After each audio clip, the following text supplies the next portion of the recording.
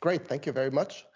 So let's start with my opening keynote. And first of all, I don't have anything to sell. There's no product behind that. There is no great new fascinating idea behind that, then rather just a suggestion how to do things maybe more smoothly, more efficient within organizations.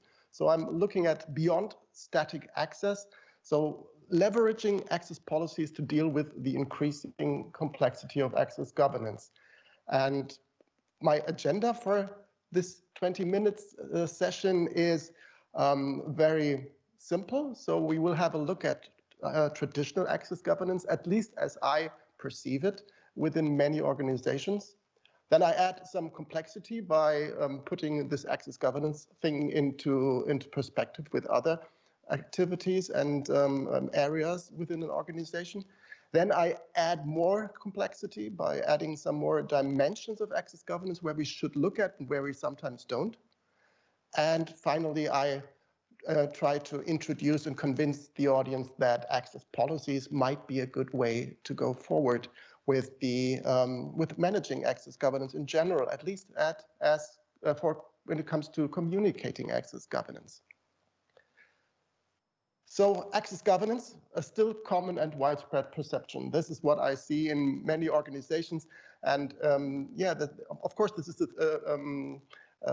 by personal perception, but maybe that is true for many organizations. So still access management and access governance is still largely based on traditional authorization concepts. And these traditional authorization concepts is roles or groups. So it's about defining and maintaining rules. It's about assigning rules, recertifying, removing roles. And it's using these roles to understand what users are actually doing within their applications, their systems, within their devices. And it's also about auditing. And that is usually the core perception of what access governance does. But in the meantime, things have changed. Role definitions and business are often far apart. So the roles are defined usually not by the people who actually need to use them. Large role concepts, the larger the organization and the more systems are involved, the more you get into the danger of having large role concepts that tend to explode, and explode means you have maybe ending up with more roles than people. But in general, all these processes that are given above, assigning, recertifying, removing, really are lengthy and hinder flexibility. So if you get a role from definition to deployment to assignment to actual use, that might take some time. And finally, there is a lack of insight combined with the administrative processes, and all of that ends up with a burden to the businesses. I promised I add more complexity, and I do that by adding some definitions, because access governance cannot be seen isolated. It needs to be put into context with other terms, with other concepts, with other teams. We start with the term of governance, and that is something that is not only related to access, but it's in general governance within many organizations, should be in all organizations. So it's really the establishment of guidelines and the monitoring of their proper implementation. So access governance, taking governance as the second word from that, is embedded into an overall governance approach. Second, of course, access. First part of the term access governance. We look at any access, any user, any device, any network under the control of the organization and to all systems, applications, services, and data. Then we end up with access governance. So it's really the governance for access. So we really make sure that the policies, the rules, the guidelines as defined within a generic governance approach also are well applied to access to systems, to access and authorization, and that all systems, applications, and services are really enforcing these rules. Closely related, identity governance. It's the governance rules and policies as applied to identities and accounts. To me, as Matthias, and all my accounts are used within systems, that there are only valid, current, and active identities and accounts. So again, that is closely related, of course, to access governance, but is defined within the rules as defined in the general enterprise governance approach. Second part of definitions, data governance. We all currently usually think of governance when it comes to databases or directory services, but there is structure, and there's quite easy to apply access management, because you can say, okay, this row is allowed, and this is just read only, and this is masked, and this is not visible. This changes when you move to more unstructured data, to big data, to SharePoint file servers, whatever.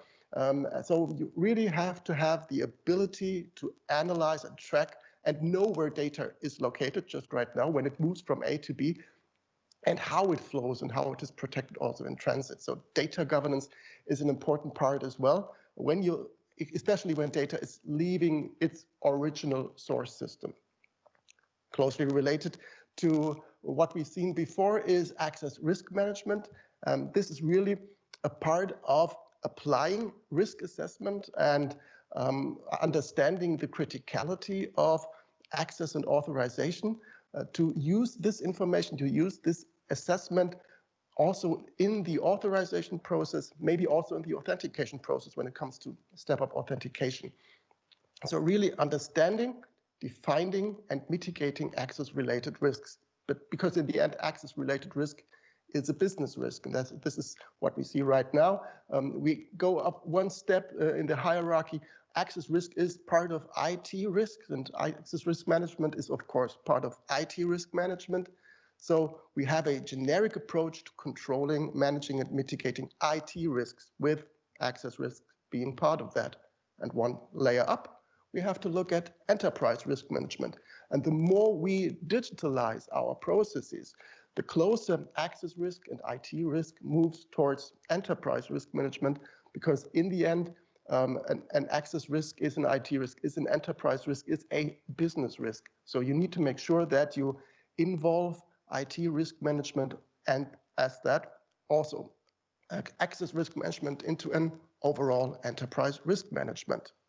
So this was the first level of complexity, because I just wanted to take the step back and understand that access governance is really something that should be seen in a more global approach within an organization, and that it is based on the governance as defined for the overall enterprise, for the overall organization.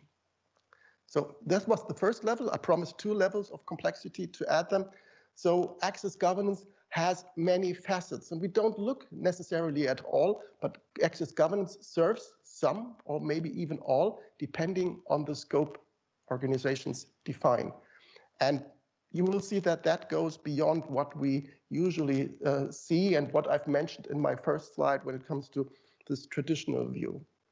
The traditional view is this static access. So entitlements and systems, services and applications defined as roles, groups, whatever. That is what we usually look at. But we also have to have a look at runtime access to these systems, services and applications.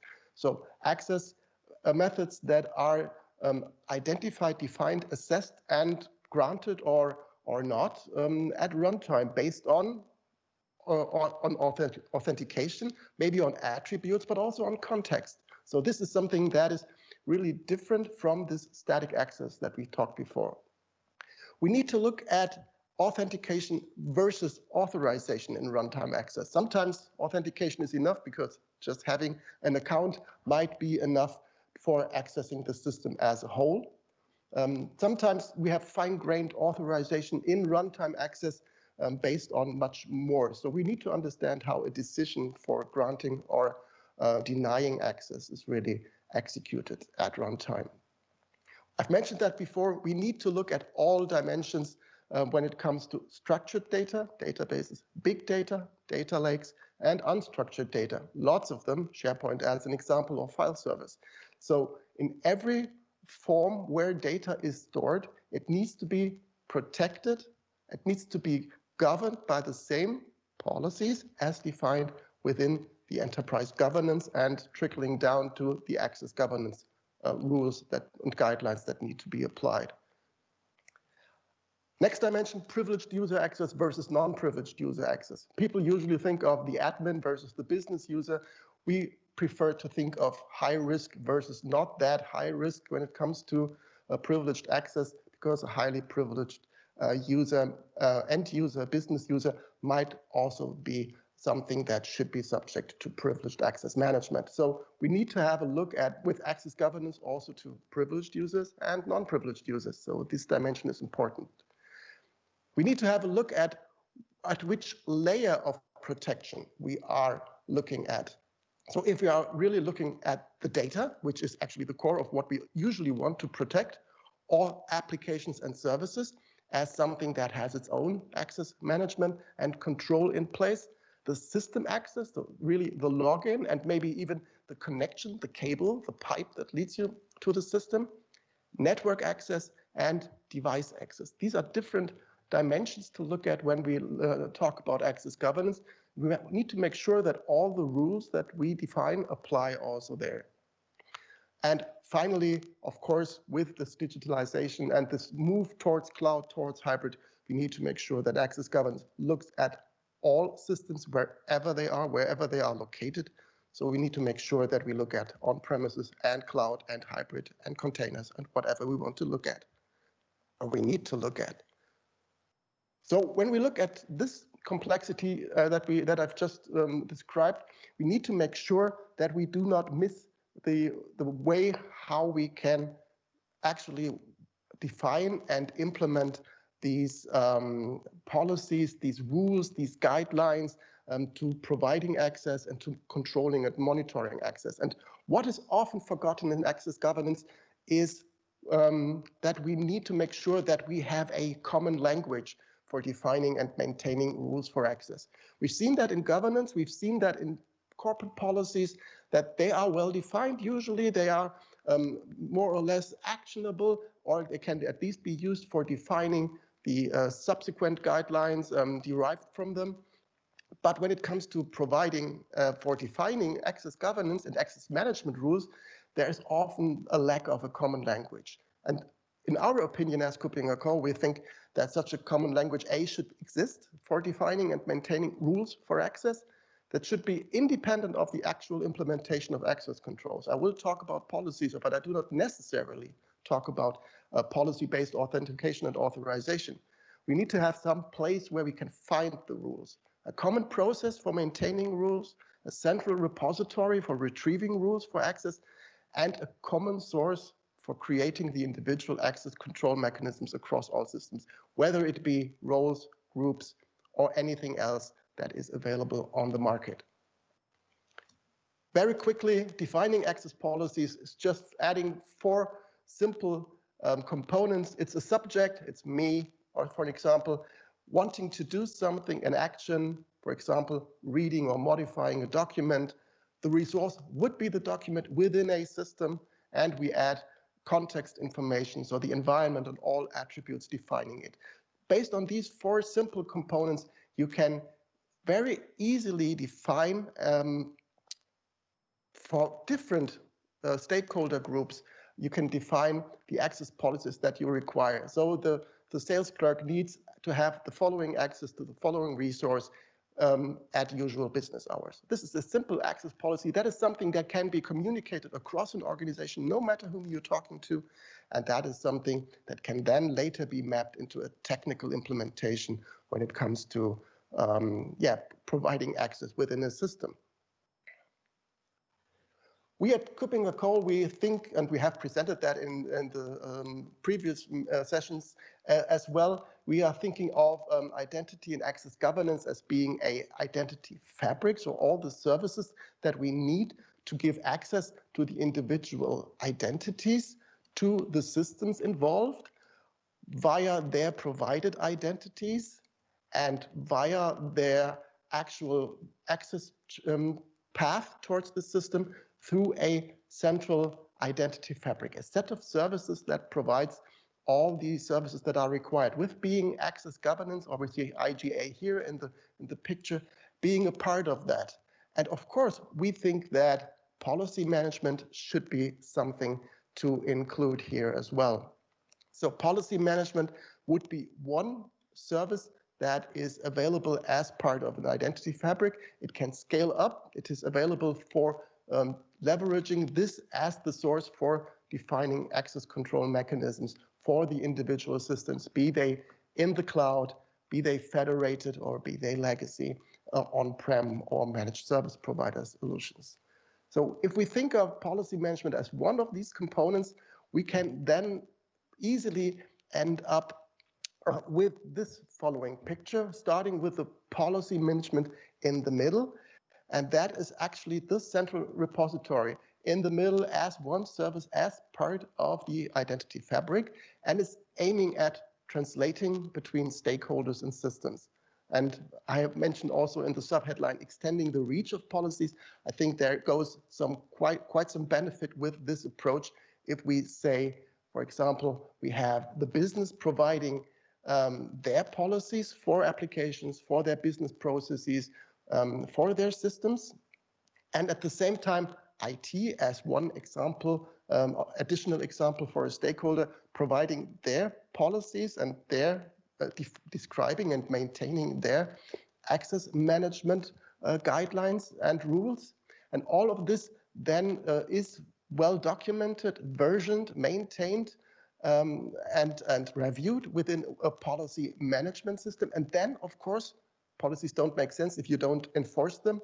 Then you move them towards the target systems. And again, these are the ones that we talked about. It's cloud, it's hybrid, it's federated, it's on-prem, so that you really map these policies once well-defined, then derived the right access control mechanisms from that towards the system. So we have one single point of administration and hopefully a highly automated process transferring that into the real life.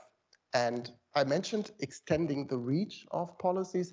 That is, of course, very important as well, because once we have defined these policies and do not define roles and assignment rules within individual systems where they are locked into a silo, we can use these policies and use them for different purposes.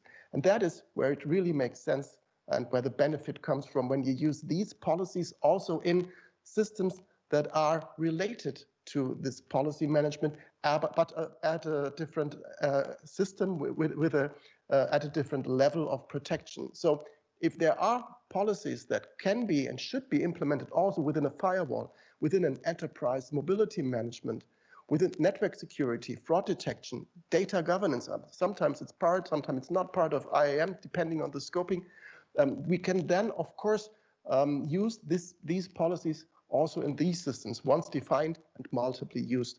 And of course, that can also be leveraged for going towards zero trust architectures. So policy management is really an important building block, and it should be considered that we move that direction. And I think I have 4 more minutes, so that leads me to the summary very quickly. It's very simple to say, think policies, but I hope I could convey the message that access governance at its core is about establishing, maintaining, and governing access policies, not roles, not technical mechanisms, but by defining, establishing, maintaining, and governing access policies. So once they are understood as that, you can define, maintain, apply them, and also implement them through, for example, role-based access control, attribute-based access, or dynamic authorization management, whatever you have in place. Of course, automate that, make sure that this is done as easily as possible, so we have best of both worlds, central administration and central implementation, and all of this gives you a better insight and control into your rules, into your policies, and you can provide also evidence of what you are actually doing. And that's it from me. I'm happy to answer your questions, also in my session, in my speakers room after this session.